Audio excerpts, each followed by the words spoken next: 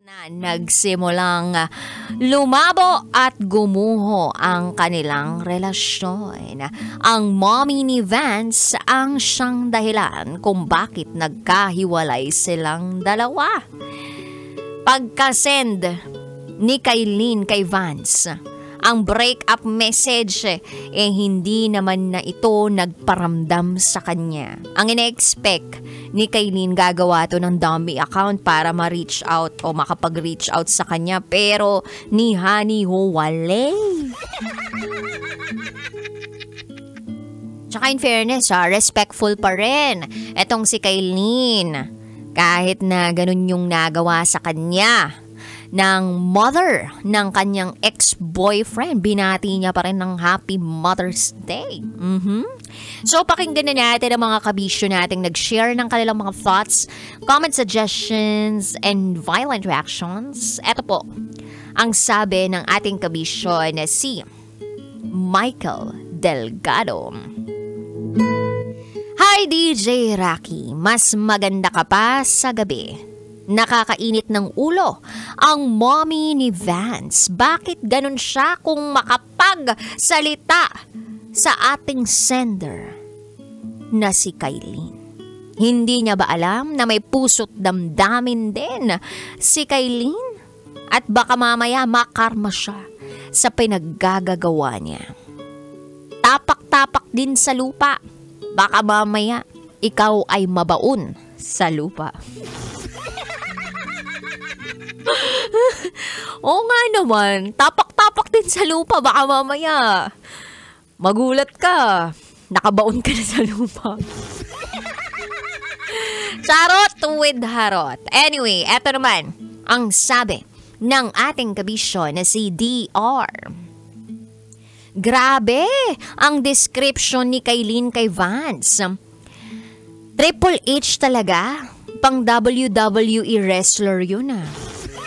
Actually, si Triple H na laging naka-underwear lang. Diba si Triple H yun? Yung medyo mahaba yung buhok, tas blonde, tapos naka-underwear lang. Nilalaro ko yun dati sa PlayStation. But anyway, kidding aside. Triple H, hot, handsome, tsaka horny. Kidding aside, mahal mo nga si ex-BF mo, yun nga lang ayaw sa'yo ng soon-to-be mother-in-law mo. Ayaw ko man sabihin ito, pero pang mata pobre ang ginawang pag-usisa sa'yo. Makakahanap ka pa ng iba, yung mas deserve mo. Yun lamang po from DR. Eto pa sabi ng ating kabisyo na si Charles. Ano uli yun, DJ Rocky? Conversation. Sorry na, napaarte. Dumama yung S ko tsaka may H. Huwag kang mag-alala. Parang yung pagbabasa ko ng words of wisdom, hindi mo akalaing may brace ka. Charot with hello. Charles mentality. Yung linyahan nga ng nanay ko, anong akala mo sa akin? Tumatain ng pera? Main obstacle talaga ng monster mommy, sus mothers know best. Pero always minamind ang business ng child. Akala mo naman may monkey business. Sender, hayaan mo na siya, pangit ka bonding, akala naman nagtututbrush. Patama to sa mga mahaderang ina. Eto pa sabi ni JR Legaspi. Grabe ang mommy ni Vance. Kailin, galingan mo na lang sa buhay. DJ Rocky, kailan mo ko papupuntahin sa booth para makapag-share ng top secret? Ang taray, gusto live? Hoy, JR Legaspi, pwedeng tawag lang pero kung gusto mo magpalamig dito sa aircon naming booth, pwede rin naman. Nanginingil lang ako ng mga 50 pesos pang kain namin ni Boy Pindot. Eto pa sabi ng ating kabisyo na si Robert. Sakit nun. Wala namang kakaibang nangyari.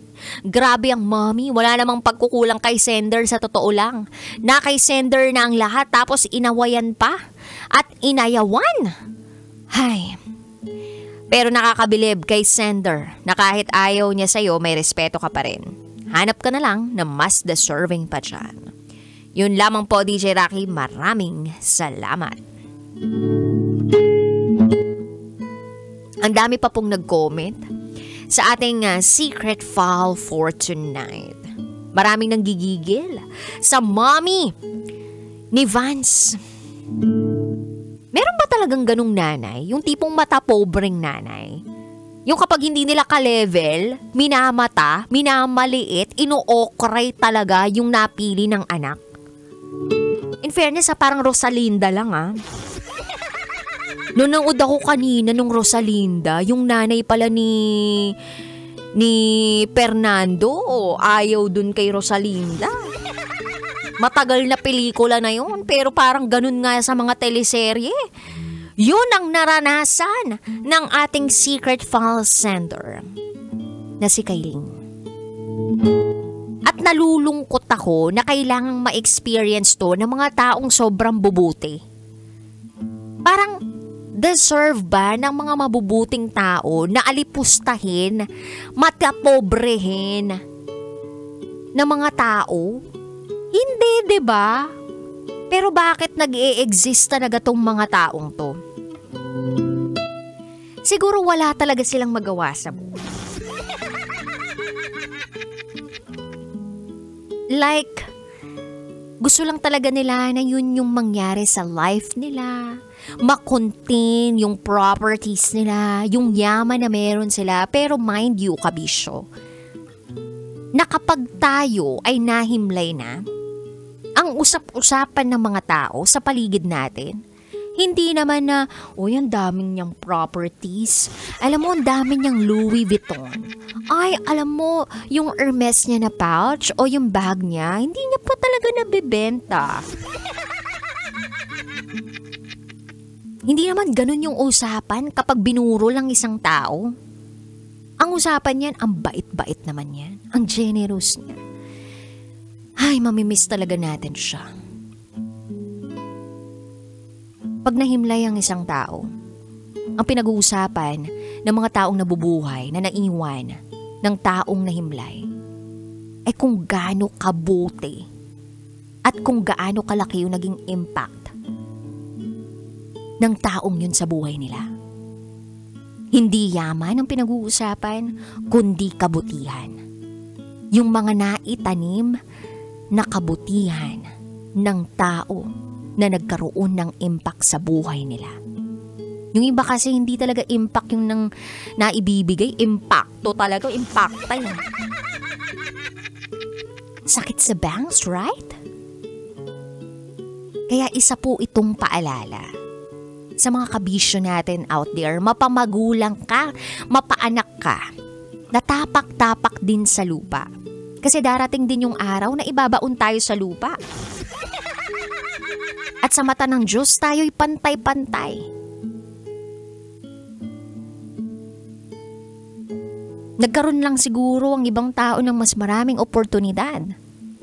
O baka nandun na sila sa rurok ng kanilang success sa buhay.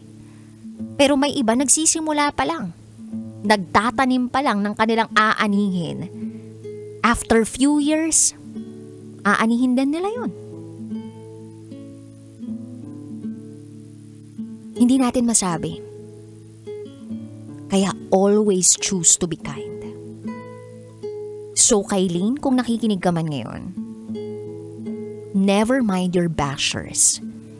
Hindi ka pa artista pero may basher ka na. That only means that you are a superstar.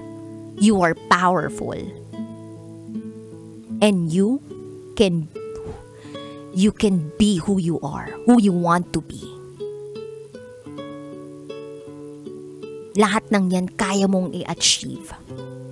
Basta focus ka lang sa goal mo. Gawin mo tong inspirasyon and a driving force for you to succeed in life. And always remember na ang success naman o tagumpay ng isang tao ay hindi po nasusukat kung gaano kadami ang pera ng isang tao o properties o lupa ng isang tao. Ang success para sa akin, para kay DJ Raketera, ay katumbas ng pagkakaroon ng kabutihang asal. Yun para sa akin ang success. Yung magkaroon ka ng magandang karakter sa mundong ito. Successful ka na.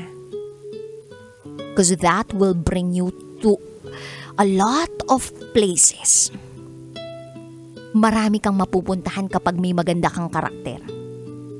Kaya Kylene, I'm sure marami kang mapupuntahan at maraming mahuhumaling. Hindi lang sa iyong ganda, kundi sa iyong napakabuting karakter. Tuloy mo lang ang pagiging marespeto mong tao at pagiging mabuti mong tao.